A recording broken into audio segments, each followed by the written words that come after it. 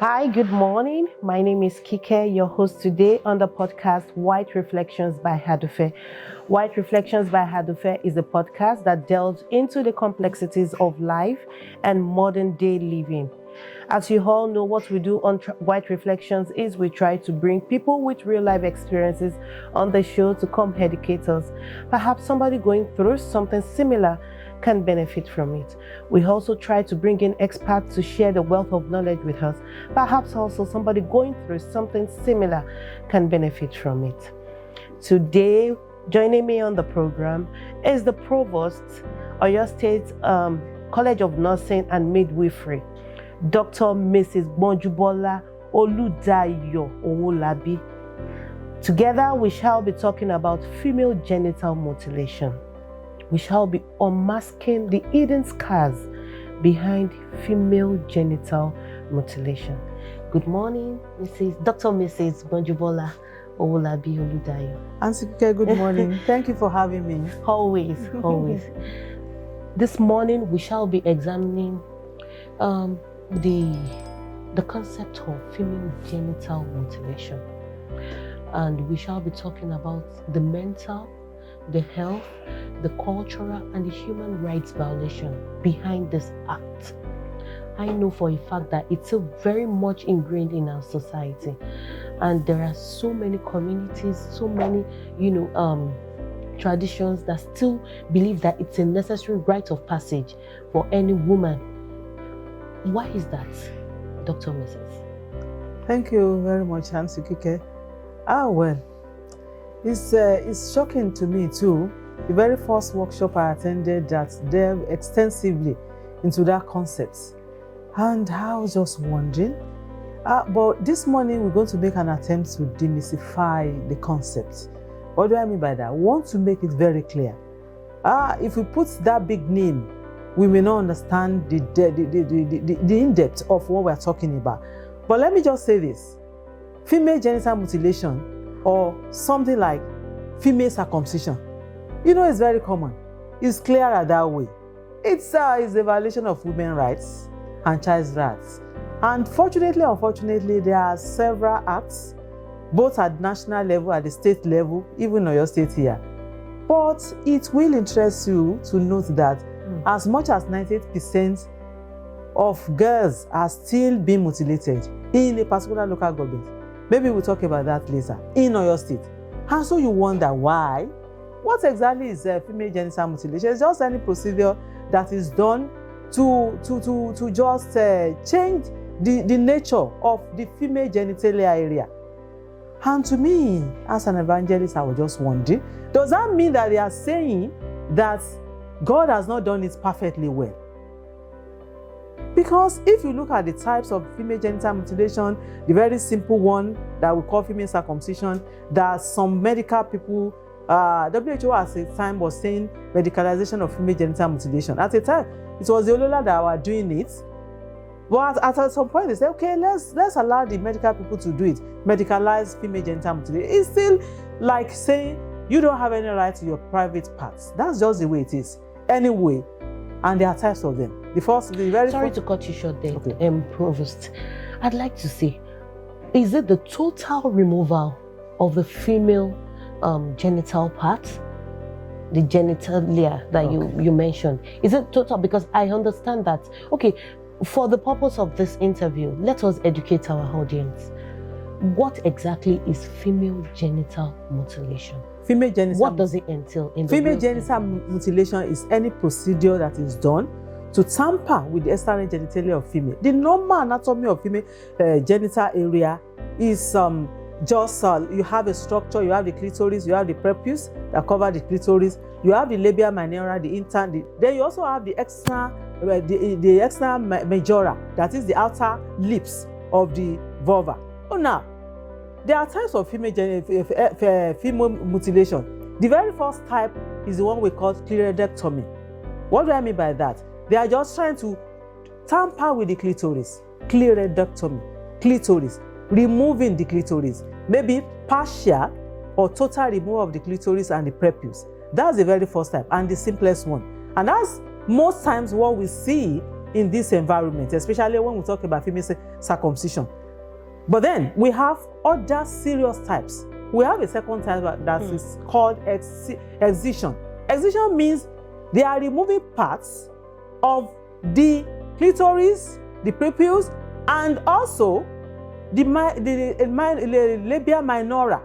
That is the inner mouth of the vulva. That's what they are removing. Or even at some point, they may also include the majora. That is the second type. The third type is the most barbaric. Shocking.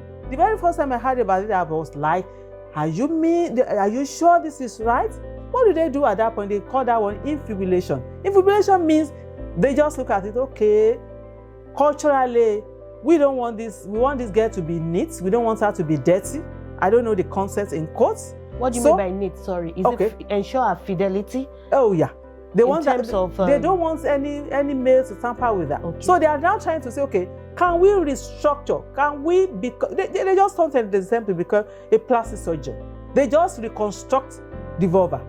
They narrow the mouth of the vagina orifice. They cut part of the labia minora and labia majora at some point, and they stitch it back. Now allow a little chin small hole like this, so that from that place urine can come and menses can come. Is it done locally? Yes, it's done locally. It's done locally. So that's the third type. And the last type is unclassified type, type 4. Unclassified because any procedure that is done for medical reasons that is done on the external genitalia of ladies, young girls between infancy and 15 years, that is what, there are a lot of things. And it is so, the prevalence is so high in African countries and the Middle East as well as Asian countries.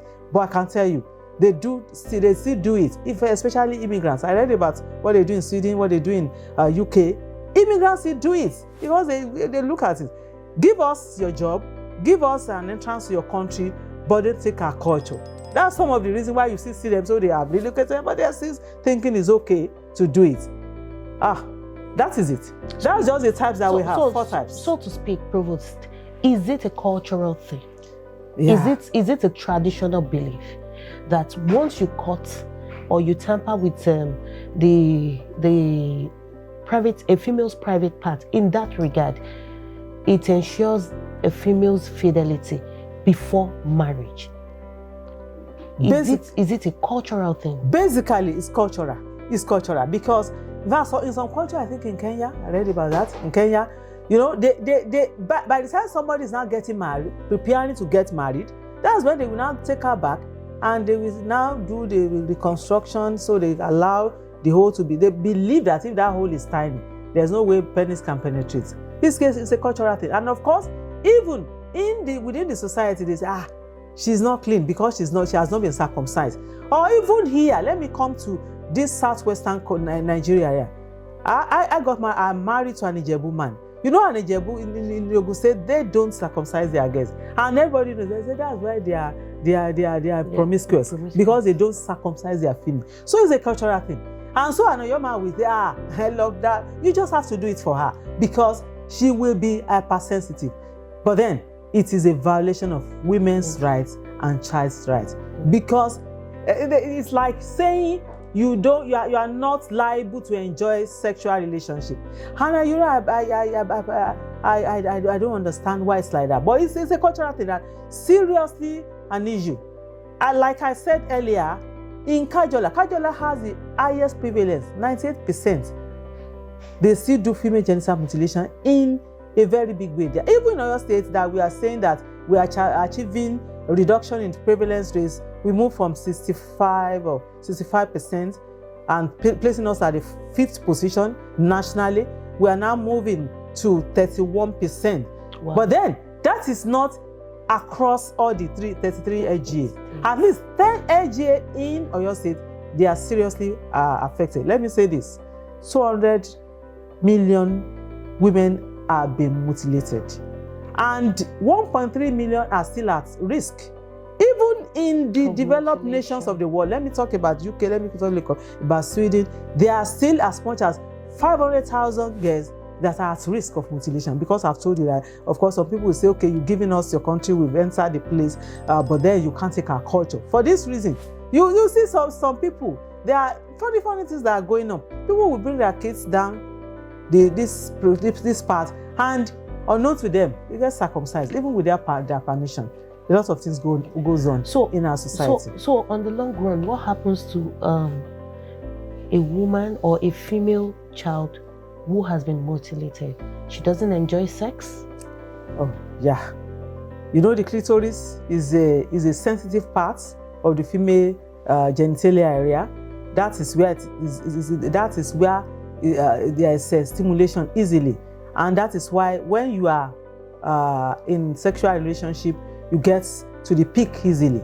But in which case, when there have been partial or total removal, so what happens?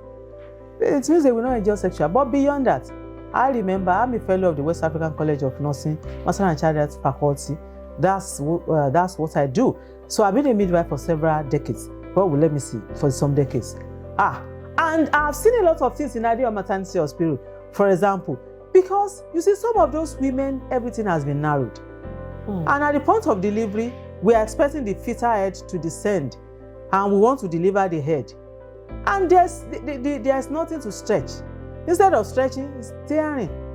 Not tearing down, it's just tearing up. So what do? So you see that the woman suffers laceration, the baby also may suffer the minor injury here and there, as the head is trying to come out in that way. So there are complications.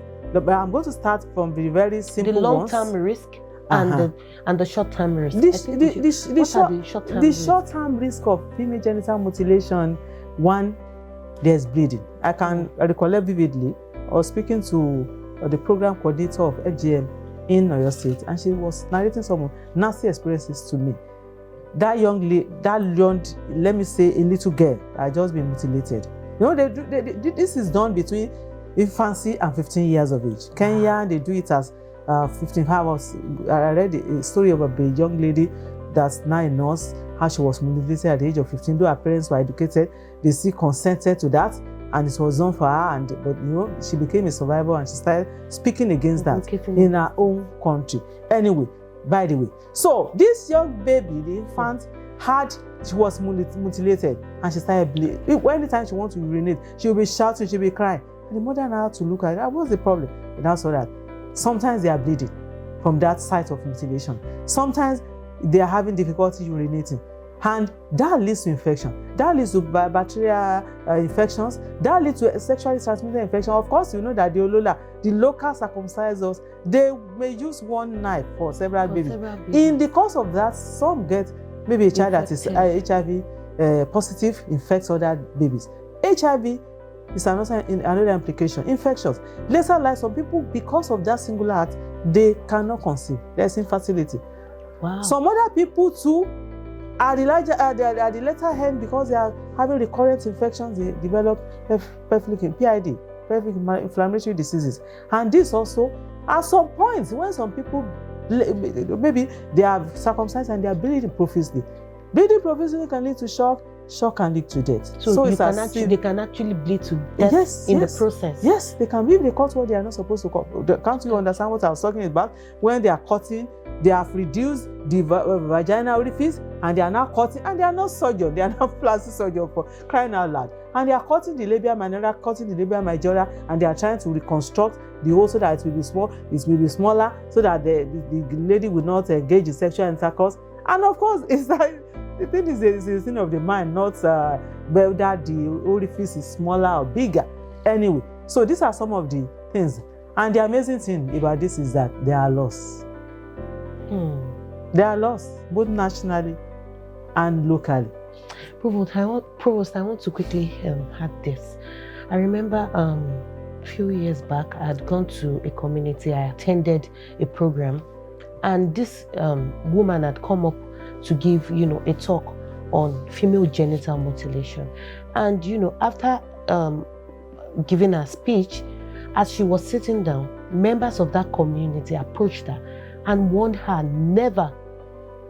And I sat there thinking, of course, amongst us there were educated people, exposed people, so to speak. And some of these people were members of that community, and they did approach her and asked her never to come to their community again to, give such a talk. And at some point, I did go, I researched, I read about female genital mutilation. And I'm thinking, is it that the level of awareness out there is poor? Because with all of this risk that you have mentioned, that you've listed, why is this so ingrained in our tradition? Why are people still practicing it? If we have multiple risks associated with female genital mutilation, why? Thank you very much. And does it really ensure fidelity in the real sense of it? Does it curb that act of waywardness that they're trying to put a stop to? I think this is the way we need to look at it. I'm going to talk to you now as a medical sociologist. Yes, please. We are sociologists. We believe in interacting with the society.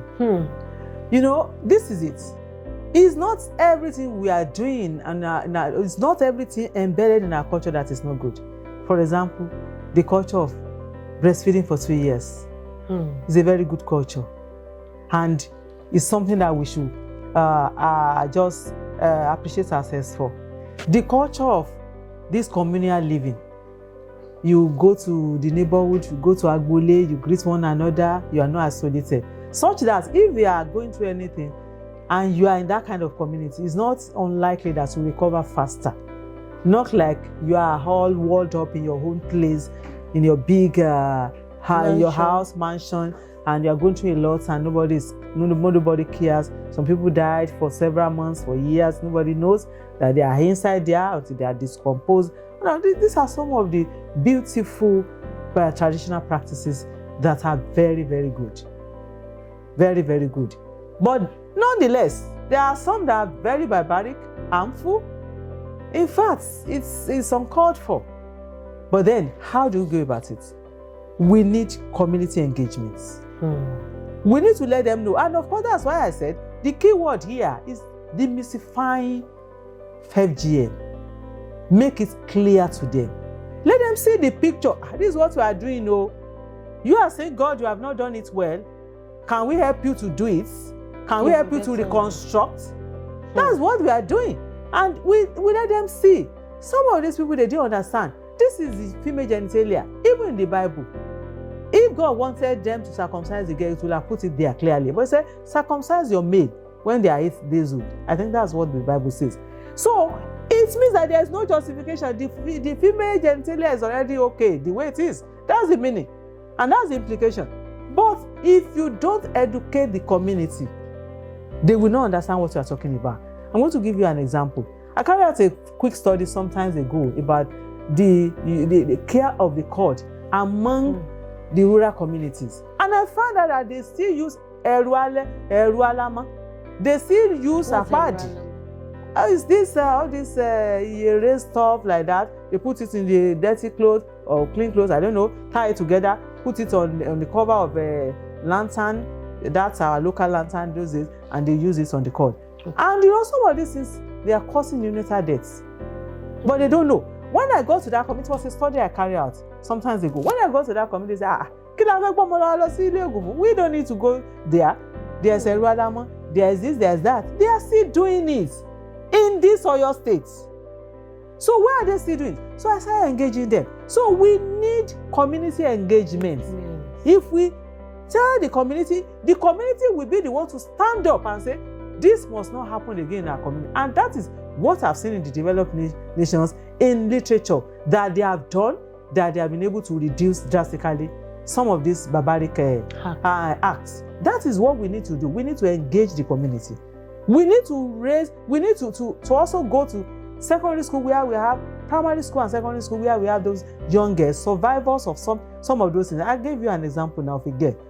There are some of them like that who have suffered, who have been mutilated, and who have had complications, both short and long term. And if they can come out as survivors to speak out, to advocate against it. If the community said, okay, no female genital mutilation here, they will be the one. We have gatekeepers, for example, in Oyo State.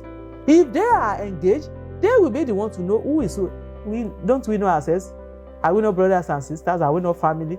If they are doing circumcision, would they not know that Olola is somewhere, or they're taking a girl to one nurse to go? Even I've told you about medicalization of FGM. We need to also bring some of those medical people together. This, we should not do it again. And of course, the law that I was going to come to the law. Okay. Laws. But aside what we have said, science can also beat this. Okay. Science can beat it. If we educate our girl child, if we make it to be part of what they have to do, you have to be an advocate. Make sure that you don't allow that to happen in your vicinity, in your environment. So science can also defeat them. And of course, if women are educated and they are empowered, of course, there's another thing. Nobody wants to be like an island or an outcast in any community. If that is what everybody is doing, you are now wanting somebody to say, I'm not going to do it. No, it doesn't work like that. Why can't we go through our community leaders, our gatekeepers, the people that matters, the religious leaders, both the mosque, the imams, and all? That's the way we ought to go. And when we do that, then we can defend, to sensitize the people. They will first of all accept that, let's see, this is what we are doing. Type 1, type 2, type 3. Which one is good? Do we need to do this? If we have demystified it, we have made it clearer to them. So if they see the necessary, say, no, this thing is okay, we don't need to do it. Then they can now engage their people. They will be the one to say no to FGM. So, but if there is no community involvement, that is going to be very difficult. Very difficult. Very difficult. Because that's why it's underreported. Nobody will tell you anything happened. Even the ones that is clear that you know that it has happened and you want to do so anything, they will say, you are the one that want to go and jail your husband. Does it happen in this society? No, please. We can't do that. So it's a cultural thing. And we need to look at it from that angle. Can we relate to some of those people? Can we let them know, see the reason? They will now be the one to educate their peers, so to say. Wow. That's a huge one, Provost. And we can do it. Yes. I think we can get to that point where we'll be able to silence the blade. Yes, we should be able to silence the blade and confront FGM. We will do it. And it's doable. We will do it because it's a very simple thing. If we are able to demystify, make it clear to them, then they will. And of course, let me tell you this. We have spoken about the law. We are still going to come to that. But even some women don't know that any law exists.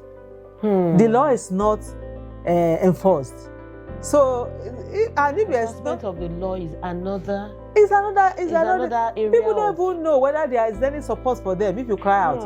If you cry out and nobody is going to help you, you're on your own dead. Who wants to cry out to be on our own? No one wants to do that. So how and where can they access, all this information? Okay. For example, the law that you just spoke about. I know that I'm aware that there's something we call VAPP. That's Violation Against Persons and Prohibition Law of the federal government that was signed by President Goodluck Jonathan in 2015. Okay. In fact, Oyo State had one earlier. That's Oyo State Child Has Rights, subsection 26, signed into law in 2006. And another one that came a decade after, that's Violation Against Women Law of Oyo State 2016. The first one in Oyo State that was propagated in 2006 says if you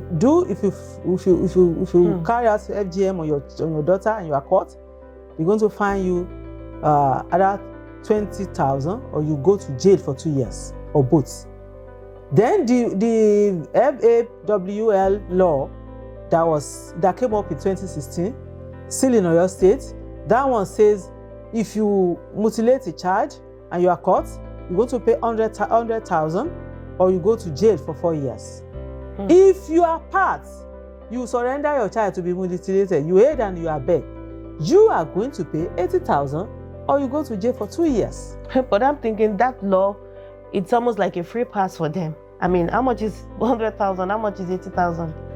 But what about the jail term? What about the prosecution? What about the rule of the law that will carry them? You know, they're going to face the wrath of the law. No. Who want to do that? I remember something very nasty happened sometimes ago. Once someone was going to harass one of my daughters. And you know, I just fought, I spoke out. I really fought out. And that man happens to be a paramilitary officer. My husband's friends, it was that time their dad was late. They rallied around me and they brought police to arrest that man. The man was shamefully embarrassed. We are all landlords in our environment. In fact, the man, they wanted to chase us completely out of the house. Nobody does this. How will a woman come and arrest a paramilitary with police? I did. So and nothing happened. The law should be more. Yes. So if the law is enforced, the embarrassment for that man, he was embarrassed, thoroughly embarrassed. And in fact, I had to run out of that place for 1 month before people now came to me. He said, me, woman, come and arrest me. That is it. So if there's enforcement of the law, then against such an harm, even the embarrassment that he did this for our daughter, and the police have come to arrest. It's not a matter of money. It's not the money. Exactly. I think it's the stigma. The stigma. And the fact that everybody will know that and so by the time few people are caught, others will say they would sit up and sit up. So we need that. We need that support and the enforcement of the law. But the community, they don't have any problem. If you sat them down and you tell them that no, it doesn't have anything to do with promiscuity. This is the normal anatomy. This is the way it ought to be. There's nothing to add or to reduce. So somebody can't just sit down somewhere and just turn himself to a surgeon, plastic surgeon, just cutting and adding. You know, those things shows that it is really barbaric. It's barbaric. And they are not trained. They are not trained. So what's the license they have? It's pure violation of human rights and girls' child rights. That's just the way it is. And it's embedded in inequality, the fact that they don't believe women to say anything. So what is he going to say? I mean, that's another topic for another day. That is another topic for another day. Because women are, as far as I'm concerned, not really regarded as anything in this society. But we are speaking up and we are getting there. We are getting there. And I believe we'll get there by God's grace. This one, we will stop the blade. We should silence the blade and we defeat FGM. I'm sure we will defeat FGM because in a short while, by the time we start to catch them young, the girls, the ladies also can talk about it and educate themselves. They can brace up and say, in spite of the fact that we are not caught, we are still going to maintain our chastity, our virginity till we are married. So that should be a personal decision. Exactly. But at least that's going to be helpful. And of course, those people that were able to carry on till the end, like we do something in my church, we call it August Guest Assembly. We carry out guests, we empower them, we tell them to speak out, we tell them to say no to sex until they are married. Exactly. So by the time we have education more of that, in terms of sex should go along that line, not reducing the vagina or cutting or. So because the thing is a thing of the mind. If a girl is attracted and she's having normal emotions towards a boy that he loves, the fact that they have reduced the hole doesn't stop. It doesn't stop the girl from. That's it. Being wayward. They can do other things. They can do. Is it only penetration? No. So these are the things that we need to do, a kind of in-depth education. And I think that's the way we should go. Thank you very much, Provost. So very quickly, something to give our viewers in terms of what we've said so far about FGM. Oh, well, let me just summarize it this way. Thank you. We are going to stop the blade. Thank you. And defeat female genital mutilation. And we are going to do it together. We are going to, I'm going to say this. First of all, everyone, lady, go and look at your external genitalia. Have you been mutilated? Now look at it. Are you enjoying your sexual relationship? So let everybody know the normal structure of the vulva, how it should look like. Don't allow anybody to tamper with your daughters. Fortunately for me, I didn't allow anybody to tamper with my daughters. I have some daughters and I didn't mutilate any of them, and they're enjoying their marriage. So that's the way to go. So we have to speak up and say no to FGM. So viewers, that's what you have to do for us. I was going to ask, how will you know as an adult that you've been mutilated? You can. Is that you can yes, you examine yourself. You look at it from the mirror. You look at the normal one. You can How go will to, you know the normal one? Of course, if you just ask Google to show you the normal vulva, you will see the prepuce, the clitoris, how it looks like. You see, and you compare your own to that. Okay, so another question I was going to ask before we go: can it be reversed? FGM. There's nothing they can do. They have cut it off. Wow. It can't be reversed. It can't. It can't. Thank you, our viewers. I mean, this is a really sad one. I hope that, going forward, we would be able to silence the bleed and put a stop, confront this, this barbaric act. Thank you for joining us. Till we meet next time. Bye for now. Bye. Thank you.